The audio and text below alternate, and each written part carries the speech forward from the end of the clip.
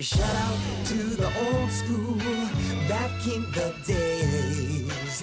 Missing all the good times, don't let the memories fade. Shout out to the old school. Hello, beautiful people of the internet world. This is News and Views with Ryan and Jesse. Coming to you from Regent Park, as usual, through the facilities of Radio Regent, broadcasting at Daniel Spectrum in the heart of Regent Park. News and Views is a weekly half-hour-long news program for those who want to get behind the headlines, for analysis, interviews, and alternative perspectives from a decidedly progressive point of view. Each week, we will feature content such as news stories, discussions, and maybe someday special documentaries exploring important stories that are internationally, regionally, and locally relevant, as in all things Radio Regent. Program is dedicated to inclusivity, diversity, and positivity. Sweet. And today is March 9th. Wow. Cannot believe it. Yeah, time is disappearing. I know. We should mention... Do we have a special human being? Yeah. I was going to say our secret third wheel. But his name is... Dylan.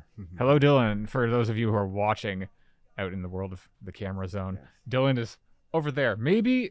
Oh, is Dylan visible? No, that's Dylan's me. I see Dylan's hand waving behind my torso and behind Ryan's microphone. So there's a person there.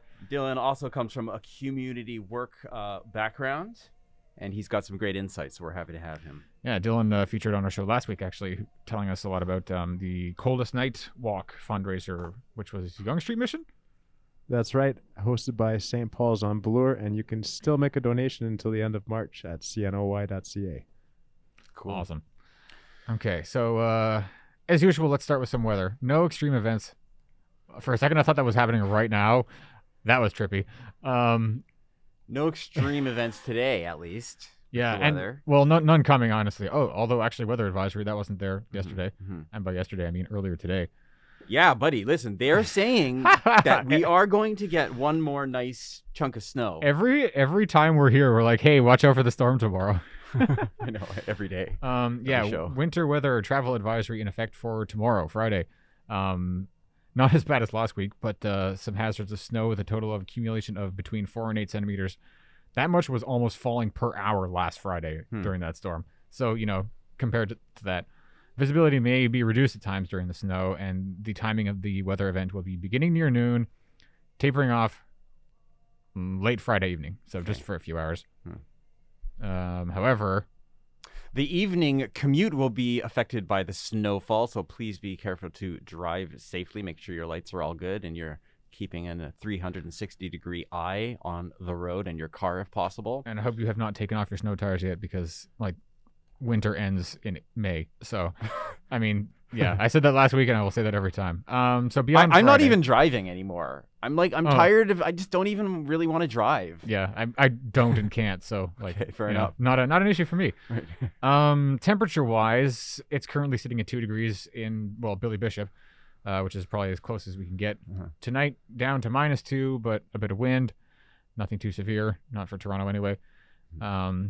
Tomorrow during this weather event, -1 and snow, and then overnight -5. And Saturday looking at +1 with some sun, but also some cloud, and then overnight down to -7. Okay. So, it's March. This is it's slightly colder, I guess, than normal, but whatever. We had a slightly or significantly warmer than normal winter throughout the whole last winter. So, yeah, I would say fair so. trade. Definitely. Yeah. I'm noticing the hue of the sun is a little more yellow. Yes. Maybe I'm making this all up, but no, you're not. Okay. So usually to me that signifies some summer coming. Yeah, and it's also the last light is fading just before 8 o'clock now. Right. And this Sunday, here's one. Yeah. This Sunday is daylight savings ending or beginning. I always forget which is which. Do you know? Dylan, expert? Anybody? We are springing forward. So I know that's happening, but does that mark the end, or does that mark the beginning of daylight savings time? I always forget. Well, the solstice is a little bit different than savings times, I believe, but I believe the 21st of March would be our jump into the spring solstice. Yeah, it is. Or, I mean, it's around there. Maybe a day or so off. I could be wrong. In any case, You could look it up. I could, but I won't. Okay. In any case, at 2 a.m., I think, Sunday, so like, a few hours after Saturday's over, the clocks will be moving forward an hour. Mhm. At least it's on the weekend, so you may lose an hour's sleep, but you're not going to end up being late for work. It's daylight savings unless time. you work on Sunday, which lots of people do. It's daylight savings time, right? Yeah, we're saving the light. Pretty sure. I think we're entering daylight savings time. Entering into it, I Yeah. believe. Thank heavens, because that means it will be almost light until almost 8 instead of 7. Yeah. Oh, Looking beautiful. forward.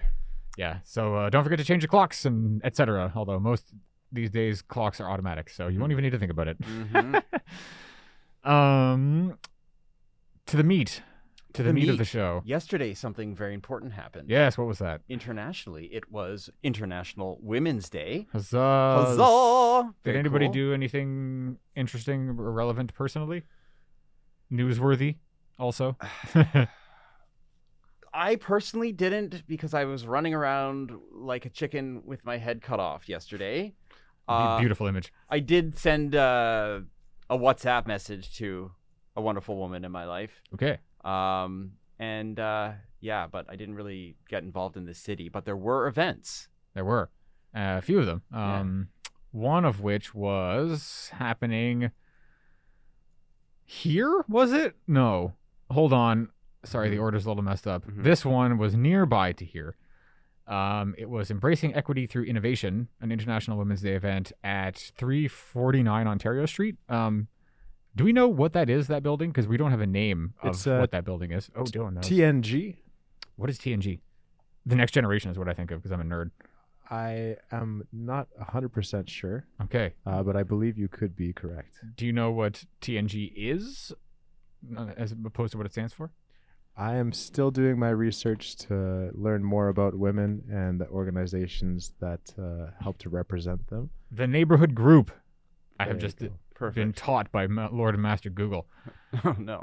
Don't Don't even say it. Somebody got to teach me. Don't even say the G word. Yeah, TNG looks like the Neighborhood Group Community Services, Central Neighborhood House, Neighborhood Links, and St. Stephen's Community House. This is all a little too zoomed in for my liking. How do I do that? Oh, nothing changed almost. Okay, cool. So it is a charitable group where people can donate. Yeah, where's my about? There we go. I can't. The board of no, that's not. Anyway, it's a cool thing. Yeah. It's probably doing good work. I'm looking at it and I'm like, yeah, I'm aware of. I mean, I know St. Stephen's Community House. So as you say, it looks like a relevant group that does good work, and they had a nice event, I'm assuming, which included things like panel discussions, light refreshments, Zumba. That's fun, and some prizes apparently. But that's just one of the events that happened. Another one was Another Women's Day. Another one or two. How many more do we have? We got another one that happened at 660 Dundas Street East yesterday on International Women's Day. Yeah. And we actually have some footage, Ooh, an interview Ooh. from this event. that's exciting. Yeah, really, really cool. We have a interviewer from RPTV. Ooh, that's us. I mean, kind of. Kind of. Are we gonna play that? Yeah, let's play that. Let's play So that. for all y'all listening, you'll be able to hear it, and for all y'all watching, there may be a magical integration of the video into this by the time you see it. If not, sorry. Oh, there will. There Don't will? worry, there will. There will be. Yeah. All right, amazing. yeah. But I'm gonna need my. Yes, of course. Yes. Whoa. Yeah, turn that down. How is that happening right now? Here. I don't see. Get out of my SoundCloud. Okay, there we go. That There you works. go. Let's do it that way. And here we go. Boom. Got an interview with the president of the CIA, but not the one you know of. Good evening. My name is Kedar Ahmed, and I'm here with RPTV News. And over here today I have Jacqueline Dwyer from CIA. I'm the president of the organization, and it is Community Innovative Alliances. excellent Jacqueline. And Jacqueline, what brought you here today to this event? Well, they say I'm a woman, I know that, but I'm here to make change, not only as a woman, but as a resident of Toronto and not leaving our peoples behind, because that's what we see a lot of in this great metropolis. Everybody's being left behind, dropped off somewhere, and nobody's turning back to pick up anybody. So we got to change that as human beings. So one of the things we're doing today here at the World Urban Pavilion in Regent Park is to bring women together and the community together and talk about the issues and the challenges we are facing, not only as women, but people, and find strategic and collaborative ways to problem solve. Very well put. And what does today, a day like this, International Women's Day, what does that mean to you? Well, they've had this day for a long time, and we're still talking about equity, women and equity. So I don't think the day makes any difference. What makes the difference is that our decision makers, corporations, administrators start to really create equity in any space they hold for both men and women, because it takes both men and women to make this world a powerful and beautiful place. And if we keep on oppressing and suppressing women, who are the matriarchs of the planet that raise children, are partners to their husbands, building communities, teaching our children, creating spaces like this, then it's very, very sad. And we are not going to grow very far or anywhere at all for that matter. So we've got to decolonize and centralize our actions, activities, and collaborative efforts to make wherever we are on this planet a beautiful place. Very well put, Jacqueline. I just want to thank you for being here, and thank you for taking the time out to speak and have a quick conversation with us.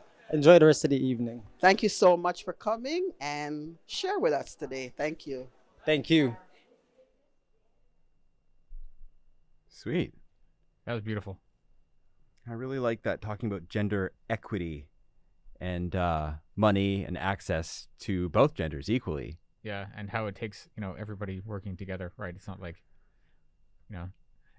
if men still oppress women, like this is not going to be a thing that ever, ends, basically, right? Right. It's just like there needs to be beautiful harmony and, decolonization as well, and like it's a big ticket item, I think, and it is a big ticket item. It's not simple, and no, because sometimes certain opinions and views of gender and equity and equality are like embedded in family and family life. I was just speaking to a colleague of mine who is becoming a community worker, and she's from the Middle East, and her family said to her, "Why are you going to Toronto? Don't go and get educated. What? If you're going to go there, just go and take care of your kids," kind of thing. So she was encouraged to not get an education and have a voice. But now that she is doing that, she feels awesome and empowered, and I really, really love this person. Oh, that's great. So, I mean, it sounds like kind of a difficult situation to be in, nevertheless, but like to be able to overcome, like, is really kind of indicative of strength, and hopefully will kind of, like, lead to the maybe slow but eventual kind of overcoming of those kinds of like oppressive mindsets. I guess. Yeah. Or repressive, or however you want to. Yeah, no, oppressive mindsets. I think that's a good way of saying it. Yeah, it's like, it's one thing if you want to stay home and take care of the kids. It's another thing to be forced to stay home and take care of the kids. Right. Yeah. So at that International Women's Day event that we just saw the footage from, they also had some really, really tasty halal food. Oh, did you go? I didn't go, but I heard about it and saw more footage. Okay, nice. And then also they had this beautiful poster of Toronto, which like a mural, which like wrapped around one of the walls. Whoa. Really, really cool. This is at 660 Dundas. What building is that? Is that here? So it's basically, Again. It looks just like this building. Okay. But it's on the north side of the street, about maybe 100 meters east of us here. And it has the same 3-story side addition that Daniels has here. Oh, so And- it's like just past the aquatic center, I guess? Yeah, just past the aquatic center on Huh. the same side of the street. Did you go to this event? Yes, I was there last night. Oh, and can you tell us some stuff that it was relevant that we didn't get to hear about or see in the video? Absolutely. I think there's so many women in the Regent Park community with such resilience and so much truth to speak to. And I think with International Women's Day being yesterday, the collective of women that were at this event are just so powerful. Their ambitions and their directions for equality across the board speak volumes to not only their positions within organizations that they chair and co-chair and are community members, but it just goes to show that if you have something that you believe in that is worthy and so needing of approval and voicing these things, this community is so wonderful. And not only Jacqueline, but we had a couple other people that we interviewed, and every person that we saw last night was just glowing. That's really cool. Yeah, that sounds really nice. And I really like what you said about like the importance of doing the work, even like if it is hard, and maybe this is like my own interpretation, but like even if it doesn't seem to lead to anything. And I think about that kind of as I feel like, a person like me living in this society, being for all intents and purposes, like a straight cisgendered white male, even though I am not like 100%, I'm like, I don't know, 99 or 97 or something. I'm in, like by default, I'm in a lot of positions of like benefiting from the existing systems. Right. So like with that lens, I can see a lot from looking and critical thinking and talking to people who belong in like, Marginalized, BIPOC communities, or like, significantly more LGBTQ representatives. Like there seems to be this kind of odd dynamic between like one example I can think of is like, depictions of like ostracized or marginalized or racialized groups in media and stuff like that. And historically those representations have been kind of like either outright like negative and damaging or whatever, but I think over time they've tried to move, at least some have tried to move to like more positive and more representative and more truthful kind of like depictions. And I can often see like, some movie comes out that it's like, oh, it's a big deal because it showcases people who belong to like this group in, a different light, or like in a more truthful light or whatever. And often like, the reactions will be kind of split.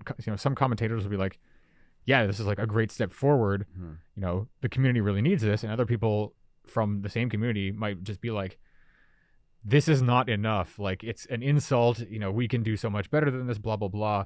But like, I think kind of on what Dylan was saying, it's like, no, we're not going to go from 0 to 100 in one step, right? Like if this was 100 years ago, like the only black people in movies were white people in blackface, right? It wasn't going to go from that to being like, I don't know, like Black Klansman coming out, right? It's like that's just not going to happen. We unfortunately, it's like slow, difficult work, and we need these steps. I'm so glad you're talking about this because I agree with you 100%. Okay. I've often thought about progress in this world, like it's so needed, but yeah, it does take a long time. I mean, I'm assuming it's because, you can't get from the worst place to the best place in one step, because that's just an intraversable distance, right? It's like True. People won't be ready for that, right? Yeah. Like there's too small a number of people who will be ready enough to accept this enough in order for the paradigm to shift, right? It's but like, this is why it hasn't happened already, true. right? But then when I hate to talk about our brothers to the south and our sisters to the south, but when I look at like American politics, and I see pictures of all the politicians in one room together, all of one race, I mean, that to me is like, it's like, come on, can we speed up the process a little bit? But, I understand what you're saying, minimal steps to monumental change. I like that. I just made that up. Wow. I think we have a very unique opportunity as myself and Jesse, as I guess white cisgendered men. This is our opportunity to embrace self-awareness and allow the bridging of cultural diversity to be absorbed like a sponge. This is the greatest opportunity for people like us, Jesse, to really dive in and experience the diversity of culture within Regent Park. And part of that starts with attending these events and being a listener first. Yeah, I actually I didn't know this event was happening, and I'm wishing I had gone, right? Like, because I don't live in Regent Park myself. I live a bit further east. But I was probably available when this happened. I'm like, shoot, I should make a point of going to these things, especially if we're going to be talking about them on the show, right? It's True. Like, why not? Like, thank God we have Dylan here, who was there and could provide some on the ground experience. Maybe that's maybe the next step for the show is to get some of the people who are kind of presenting at these kinds of events and kind of in these key roles at the events, to get them in here and just kind of recapitulate. Awesome that we had that recording. Yeah. But also would be cool if we can kind of give them a platform to expand on things and reach an audience further afield than the physical one in the room that they're in. And I should also mention, even myself being a racialized Torontonian, I too am taking this opportunity forever now, stepping forward to try and be involved with other things going on in the city, other events, other human rights events and so many protests. things. Yeah, there's so much. You did go to the strawberry ceremony. Yeah, last month, yeah, that was really, really great to go to the strawberry ceremony, and I want to get involved with some more things this summer, if at all possible. I think that'll be a really good time, in terms of accessibility. Not everybody has equal opportunity and ability to kind of be mobile, especially when the weather is kind of crappy and there's not a lot of light. And when students are kind of in, like yourself, when students are in the throes of their education. When summer happens, there's more things happening. There's more things outdoors happening. Yeah. The weather's better. It's easier to move around. Yeah. All these great great boons Yeah. to increasing exposure and accessibility for this kind of stuff. And I got to mention, I went to something that I found out about through school. It was a couple months ago in Christie Pitts, and it was a protest for workers' rights.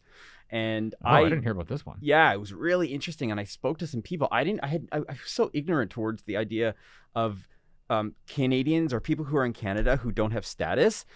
It's really hard for them. It's terrible. You can't really work. And I became more aware to some of the issues, and a lot of the people who are non-status are sort of in this void of just living here and kind of living under the radar. Right. So there's lots to get behind, isn't there?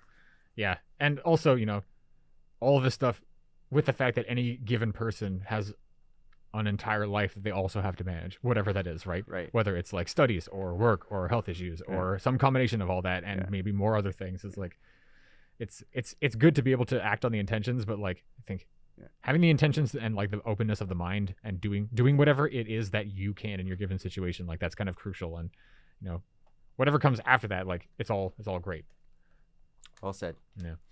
Well, we talked more about that than I expected. Yeah, no, which is not a bad thing. Yeah, not bad. And we even left out that there was the first International Women's Day March. It just says this event was the first one that happened in person in 3 years. Yeah, because of the pandemic. Yeah, this is reported on by the Hoser, which was a march that was preceded by a series of speakers beginning at the Oisey building. Cool. And the theme was Women, Life, Freedom. Which was chanted. And shows in solidarity with Iranian and Kurdish liberation struggles happening right now. And it looks like the march happened... Oh, well, I remember this. I need to scroll to where it is. The march happened from Oisey over to Yonge and Bloor. I know this is in here somewhere, but I'm just remembering it as opposed to reading it. And then it went down to TMU on Yonge Street and ended there. And it looks like there was quite a decent amount of support. That's awesome. And there was an Anishinaabe elder participating. And I think that's also her. Yep. That looks like the same person, right? Yeah.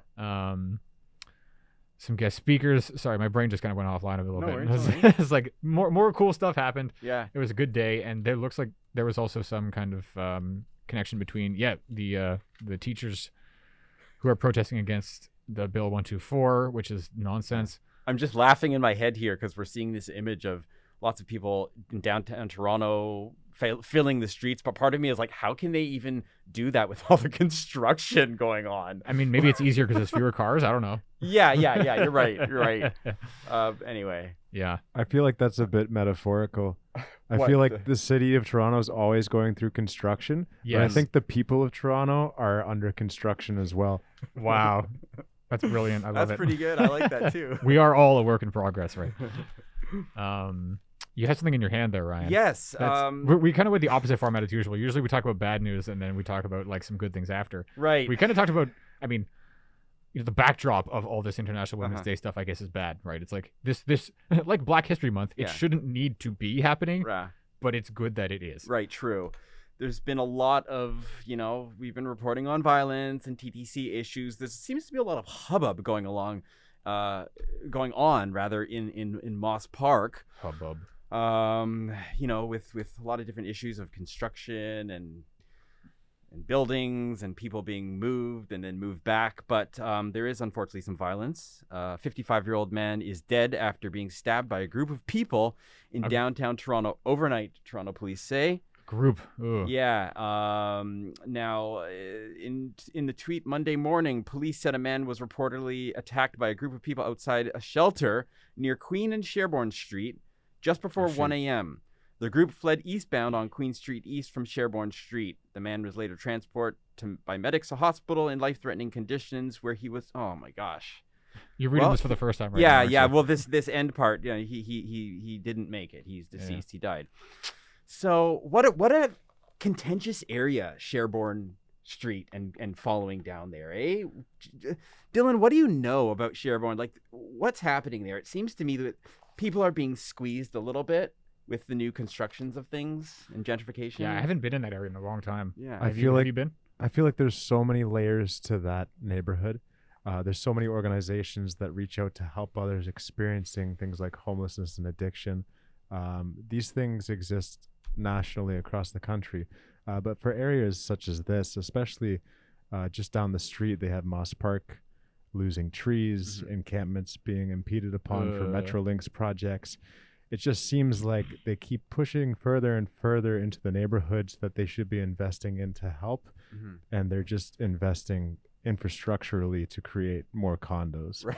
I heard there's supposed to be a 10-story student residence at the corner of Sherbourne and Gerrard. Okay. And that is Interesting. pushing closer and closer to Sherbourne and Queen. Right. All of which is community housing and organizations that work to support our most vulnerable people. Right. We need to remember our most vulnerable people. I feel like that's a giant message of the year that should be, echoed to everyone in the city. But The thing that's kind of floating around in my head is like I just kind of like pursued the logic in my own mind in a way that made me kind of sad.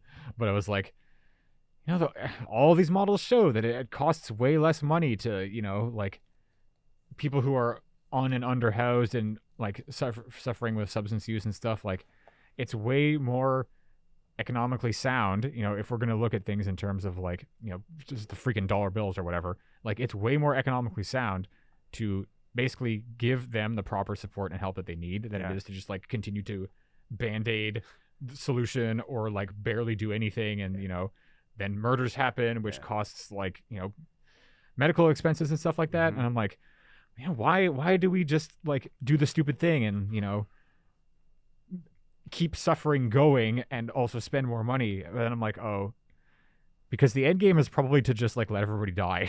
I was going to say, it reminds me of the current healthcare system. Yeah, right. It's right. like it's maybe more expensive now, but in the long run, like if they're just bringing in students who are maybe, from overseas, so they're going to be charging them more money to go to university. That's more money in the universities. They're going to pay, I don't know, for whatever while they're living here. Maybe they're going to stick around. Maybe they're going to like contribute to the economy, gratuitous air quotations for listeners.